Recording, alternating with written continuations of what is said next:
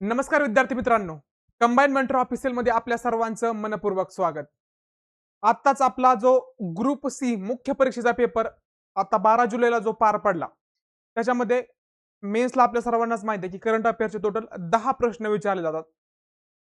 या 10 प्रश्नांमध्ये एक्झॅक्ट आयोगाने हे प्रश्न विचारले कुठून, याचा आयोगाचा सोर्स काय होता, त्याचबरोबर आपण ज्या नोट्स प्रोव्हाइड केल्या होत्या विद्यार्थ्यांना पूर्व परीक्षेच्या अगोदर त्यातून एकूण किती प्रश्न आले, या सगळ्यांचा संदर्भ मी तुम्हाला या व्हिडिओमधून किंवा या लेक्चरमधून देणार आहे.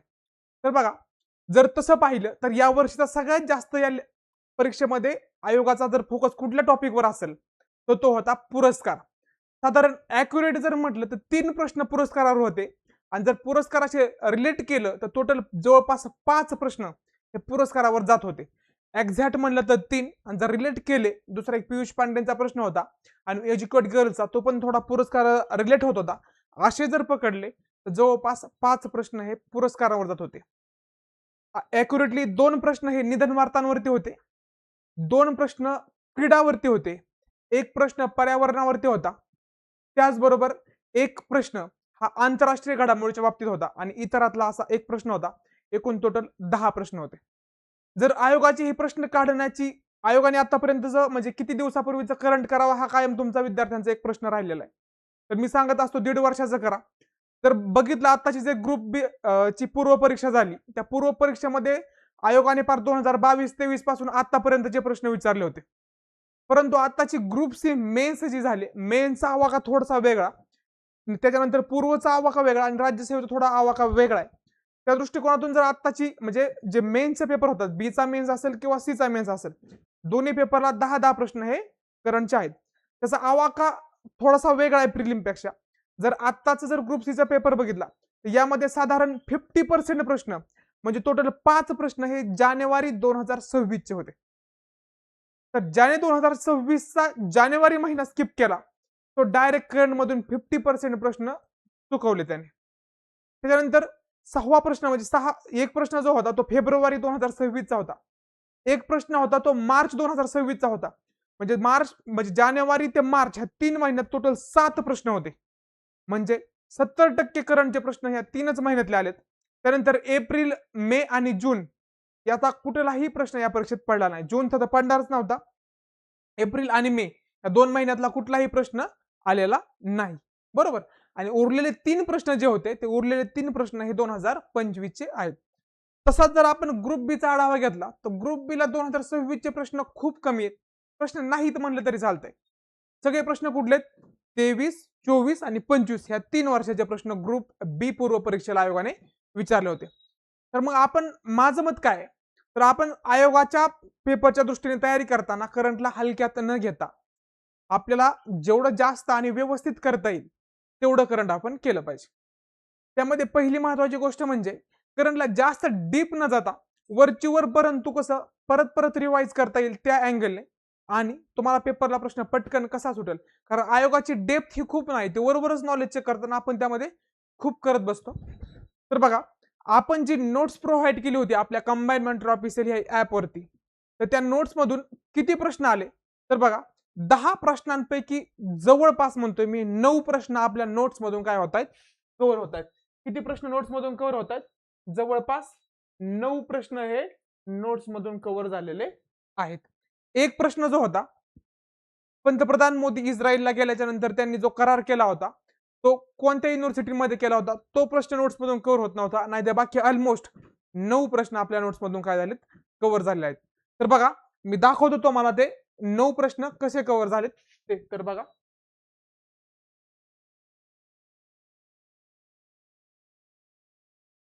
आयोगाचा एक प्रश्न होता, खालीलपैकी कोणी मिले सूर मेरा तुम्हारा तो सूर बने हमारा या राष्ट्रीय एकात्मता गीताचे शब्द लिहिले होते. म्हणजे हे गीत होतं मिले सूर मेरा तुम्हारा तो सूर बने हमारा. ह्या गीताचं लेखन कुणी केलं हे विचारलं होतं. कुणी लिहिले आहे हे हा शब्द महत्वाचा होता. तर बघा, पियुष पांडे. पियुष पांडे खूप चर्चेत होते. त्याचं कारण असं होतं की पियुष पांडेंचं निधन झालं होतं नंबर 1 आणि दुसरी गोष्ट म्हणजे त्यांना मरणोत्तर पद्मभूषण पुरस्कार दिला होता. जे आपले पद्म पुरस्कार आहेत त्याच्यामध्ये त्यांना मरणोत्तर काय दिला होता, पद्मभूषण पुरस्कार दिला होता. याच्यामुळे पियुष पांडे जास्त चर्चेत होते. त्यामुळे निधन झालं या दृष्टिकोनातून इथं हा प्रश्न केला होता आणि आपल्या ज्या निधन वार्ता होत्या त्यांच्यामध्ये आपण हा प्रश्न कव्हर केला होता. आपल्याला आणि मला सांगा, भीमसेन जोशी कुठे चर्चेत नव्हते, लुईस बॅक्स नव्हते, कैलास सुतेंद्र नव्हते, चर्चेत फक्त एकच व्यक्ती होती, पियुष पांडे. आणि ते तुम्हाला मी दाखवतो इथे नोट्स मधून कसं कुठं कव्हर झालं होतं. तर बघा, आपण नोट्स मध्ये जो निधनचा मुद्दा घेतला होता, तर त्या निधनच्या मुद्द्यामध्ये आपण दिलं होतं की पियुष पांडे. पियुष पांडे काय होते, नामांकित कंपन्यांच्या लोकप्रिय जाहिरातींचे काय होते, जनक होते. ज्या कंपन्यांच्या जाहिराती आहेत त्या जाहिरातींचं जे स्लोगन आहेत किंवा त्या जे आयडिया आहेत ते कोण डेव्हलप करतात, हे पियुष पांडे डेव्हलप करतात.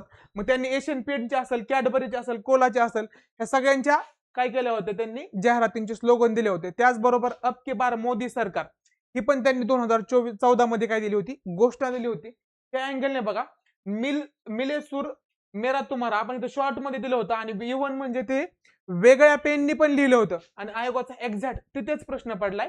तर बघा, हा निधन मधून पियुष पांडेंचा आपला प्रश्न कव्हर झाला आहे. त्याच्या खालीच बघा, लगेच तुम्हाला एक गोष्ट जाणवण की आपण सतीश शहांचं निधन झालंय म्हणून सतीश शहांवरती पण काय केला होता, आपण इथं निधन वार्तामध्ये त्यांना कव्हर केलं होतं आणि त्यांच्यावरती पण आयोगाने ह्याच पेपरला काय केलाय, प्रश्न विचारलेला आहे. ठीक आहे. तर बघा, पुढचा आपण दुसरा प्रश्न बघू. बघा, पुढचा प्रश्न होता 2025 ते 2029 या कालावधीसाठी खालीलपैकी कोणत्या देशाची युनेस्कोच्या मॅन अँड द बायोस्फिअर कार्यक्रमाच्या आंतरराष्ट्रीय समन्वय परिषदेत निवड झाली. आता तुम्ही म्हणता आयोगाने हा प्रश्न घेतला कुठून, हा तर जुना प्रश्न आहे. 25 ते 29 म्हणल्यावर 25च्या आसपास कुठेतरी ही घटना घडलेली असेल. लक्षात ठेवा, हा प्रश्न आयोगाने घेतलाय कुठून, मध्य प्रदेशची जी SI ची एक्झाम आहे, मध्य प्रदेश बोर्डची. आपल्याकडे जसं PSI आहे तसं तिथं SI सब इन्स्पेक्टरचा जो पेपर आहे त्या सब इन्स्पेक्टरच्या पेपर मधला आहे असा प्रश्न इथे त्यांनी काय केलाय, कॉपी पेस्ट केलाय. बघा, याचं पण आपण आपल्या नोट्स मध्ये एकदम सिंपल वन लाइनर मध्ये दिलं होतं. तर याचं उत्तर ओमान आहे. बघा, तर आपण बघू हे नोट्स मध्ये कुठं मुद्दा होता. आता या नोट्स काय मी नंतर टाकल्या नोट्स मध्ये मुद्दा असा नाही, कारण या नोट्स तुमच्याकडे आहेत. जर बघितलं आपण तर इथं आपण बघू शकता की नोट्स मध्ये होता युनेस्कोच्या मॅन अँड बायोस्फिअर कार्यक्रमासाठी ओमानची आंतरराष्ट्रीय समन्वय परिषदेसाठी निवड. ओमान आहे, ओमान. आणि हाच प्रश्न आयोगाने काय केला होता, विचारलेला होता. ठीक आहे. त्याच्यानंतर बघा पुढचा प्रश्न. आता बघा, जोड्या लावा. मी टेस्ट सिरीजला पण सांगितलं होतं, लेक्चर घेताना पण सांगितलं होतं आणि आज हे परत सांगतोय की आयोगाचा जे पद्म पुरस्कार आहे त्याच्यामध्ये पद्मविभूषण असेल, पद्मभूषण असेल किंवा पद्मश्री असेल, या पुरस्कारामध्ये सगळ्यात पहिलं इम्पॉर्टंट गोष्ट म्हणजे काय करायचं, महिला, परदेशी, त्यातले आता महाराष्ट्राचे करताना मरणोत्तर आणि कला ह्या गोष्टींकडे थोडस फोकस करायचं. आणि मी सांगितलं होतं की पद्मविभूषणचे मात्र सगळे करायचे. तर बघा, पी नारायण आणि VS अच्युतानंदन जे आहेत त्यांना पद्मविभूषण पुरस्कार मिळाला होता. आणि पद्मविभूषण किती लोकांना मिळाला होता, 5 लोकांना मिळाला होता. आणि मी त्यावेळेस सांगितलं होतं तुम्हाला लेक्चर घेताना की ही पाची पण नावं पाठ असायला पाहिजेत. त्यातून बघा, पी नारायण म्हणले की आपल्याला माहिती आहे साहित्य आणि शिक्षण, आणि अच्युतानंदन म्हणले की सार्वजनिक व्यवहार. आणि हे दोघं पण कुठलेत, केरळचे. लक्षात ठेवा, कुठले होते हे, केरळचे होते. आणि बघा 2 आणि 1 याच्यावरूनच आपली लगेच ऑप्शन नंबर 2 ची जोडी लागून जात होती, याच्यावरून आपलं उत्तर येत होतं. ओके. तसं जर बघितलं तर मुमुट्टी पण कुठले, केरळचे, ते कलेसाठी प्रसिद्ध होते. आणि उदय कोटक ज्यांना पद्मभूषण भेटलाय हे कुठलेत, महाराष्ट्राचे. हे विचारायचं कारण का, महाराष्ट्राच्या लोकांवरती जास्त फोकस केला जातो. महाराष्ट्रातले 100% जेवढे पद्मविभूषण असतील, पद्मभूषण असतील किंवा पद्मश्री असतील आपण केलेच पाहिजे. बघा, उदय कोटक याच्यावरून आपल्याला काय होत होते, 2 ऑप्शन कट होत होते. तर ते आपल्या नोट्स मध्ये कुठं आले ते मी तुम्हाला दाखवतो. तर बघा, आपण पद्म पुरस्कारांचा सगळा मुद्दा घेतला होता. त्याच्यामध्ये बघा, VS अच्युतानंदन आहे, VS अच्युतानंदन सार्वजनिक व्यवहार, आणि ते केरळचे काय होते, माजी मुख्यमंत्री होते. याच्यातून आपला एक जोडी लागत होती. दुसरी बघा, श्री पी नारायणन, हे पण कुठले, साहित्य आणि शिक्षण, केरळ. त्यांनी काय काम केलं हे दुय्यम गोष्ट, ते नंतर करायचं नाही करायचं, मग त्यांचं काम चांगलंच आहे, त्यांचं काम दुय्यम नाही, पण आपल्या एक्झामच्या दृष्टिकोनातून ती गोष्ट दुय्यम आहे. आपण सगळ्यात पहिलं काय करायचं, त्यांचं नाव, ते मरणोत्तर आहात का नाही, त्यानंतर दुसरी गोष्ट त्यांचं क्षेत्र कुठलं ते आणि ते कुठल्या राज्याचे रहिवासी, किंवा जर क्रीडा प्रकार असतात तर त्यांचा क्रीडेचा प्रकार म्हणजे ते कुठला खेळ खेळतात, एवढ्या गोष्टी केल्या तर आपले पद्म पुरस्कारात जवळपास सगळे उत्तर, जेवढे प्रश्न विचारले त्याची उत्तर काय होतात, कव्हर होतात. ठीक आहे. त्यानंतर बघा पुढचं, बघा मामुट्टी यांचं पण बघा कला आणि केरळ हे आपल्या इथून काय होतं उत्तर मिळून जात होतं. त्यानंतर पियुष पांडे, मी पहिल्यांदाच तुम्हाला सांगितलं त्यांचं निधन झालंय आणि ते महाराष्ट्राचे आणि त्यांना काय भेटलाय, पद्मभूषण भेटलाय, त्याच्यामुळे त्यांच्यावर प्रश्न विचारला गेलेला आहे. पण तिथं थोडस पुरस्काराबद्दल न काय विचारल्यामुळं आपण त्यांना कुठं निधन वार्तामध्ये काय केलंय, गणलेलं आहे. ठीक आहे. नंतर बघा नेक्स्ट,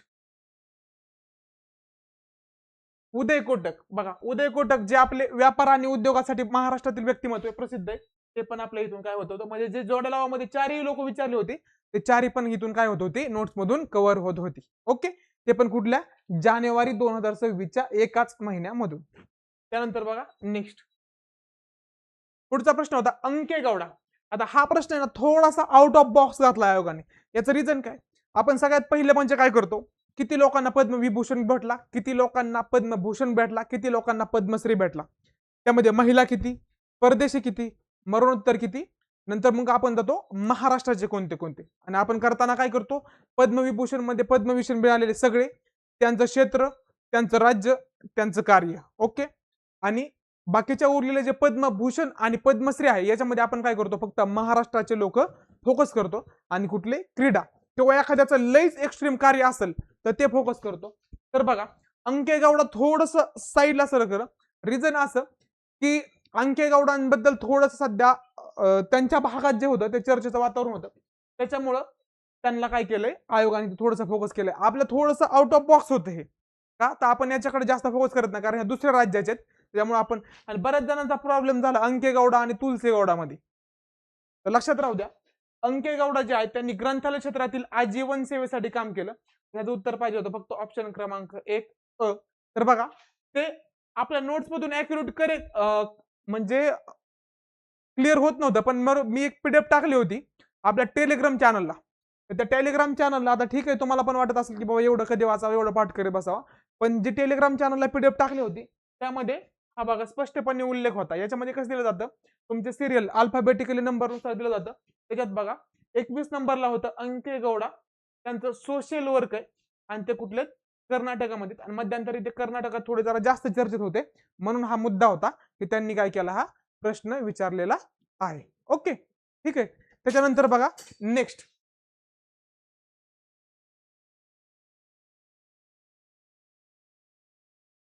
बघा इथं परत आयोगाचा तोच पॅटर्न.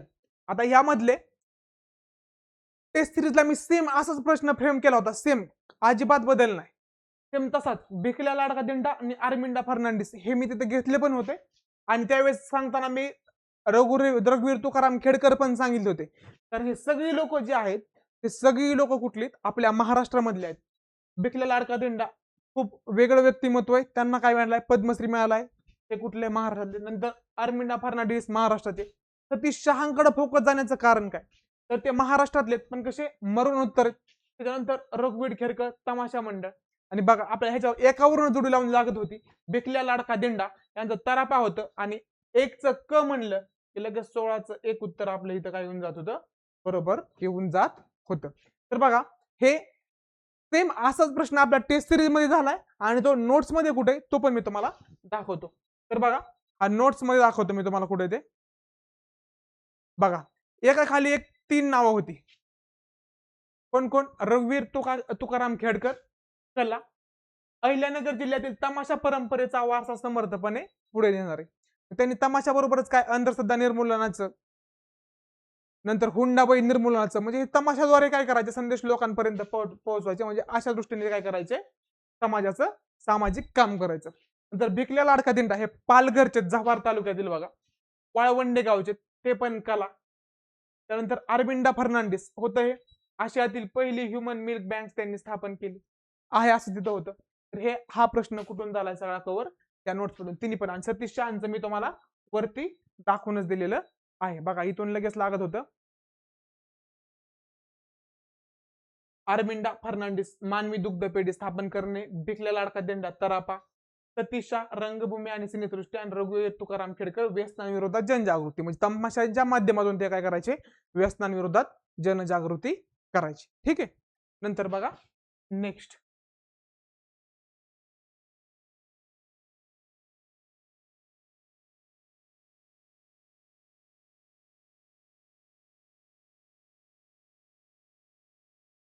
इथं सतीश शहांचं पण बघा, परत एकदा विस्तृत सांगतो. कला, रिझन काय, मरणोत्तर, चित्रपट व दूरदर्शन दूरदर्शन क्षेत्रातील काय होते ते अभिनेता होते. ओके.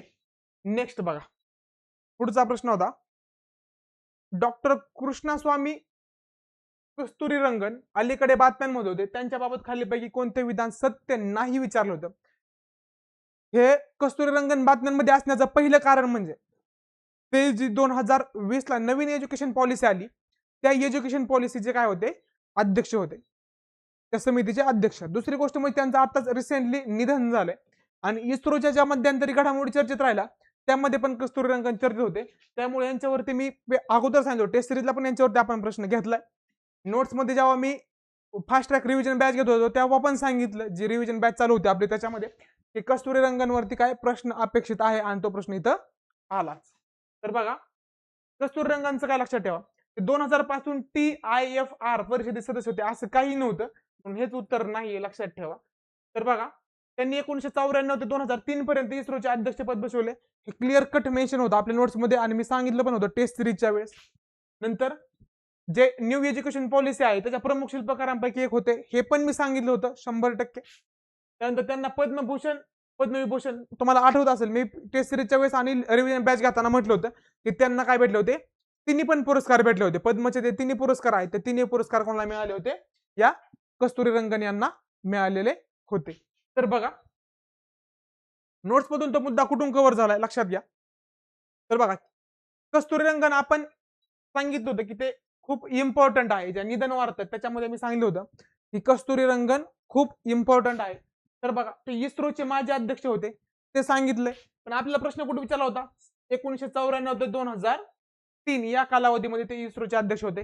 आपला इथून कव्हर झालं एक स्टेटमेंट. ओके. नंतर पुढचं होतं त्यांना भेटलेले पुरस्कार. तर पुरस्काराचं पण क्लिअरली मेन्शन होतं, पद्मश्री 1982, पद्मभूषण 1992 आणि पद्मविभूषण 2000.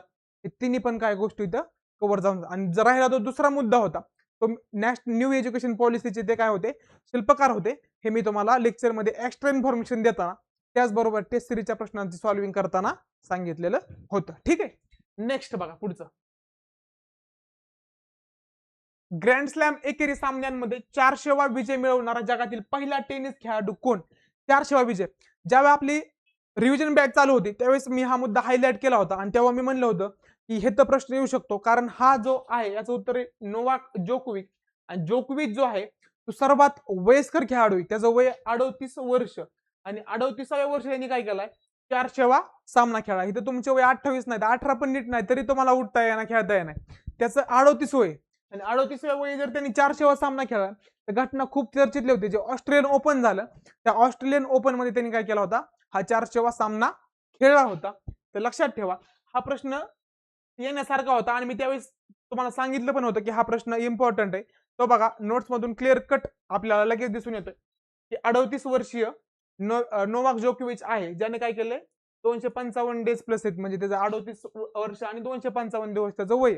तर त्यांनी काय केलंय, ओपन युगातील ऑस्ट्रेलियन ओपनच्या अंतिम फेरीत पोहोचणारा सर्वात वयस्कर खेळाडू, आणि तिथे दिलं होतं 400 सामने जिंकणारा पहिला. किती, 400 सामने जिंकणारा पहिला. ऑस्ट्रेलियन ओपन मध्ये जेव्हा तो सामना जिंकला तेव्हा त्यांनी टोटल 400 सामने जिंकणारा पहिला खेळाडू म्हणून काय मिळवला, बहुमान मिळवला. ठीक आहे. त्यानंतर बघा पुढचा, इथं हा प्रश्न एकदम क्लिअर कट नोट्स मधून आहे, असाच कुठे पडलाय, पेपरला पडलेला आहे. पुढचा बघूया आपण, दुर्गम गावांमधील शाळाबाह्य मुलींच्या शिक्षणासाठी कार्यरत असलेल्या एज्युकेट गर्ल्स या स्वयंभावी संस्थेच्या संस्थापिका कोण विचारले, एज्युकेट गर्ल्सच्या. तर बघा, एज्युकेट गर्ल्स वरती विचारण्याचं कारण काय, एज्युकेट गर्ल्स या संस्थेला ना रॅमन मॅक्सेसे पुरस्कार मिळालाय.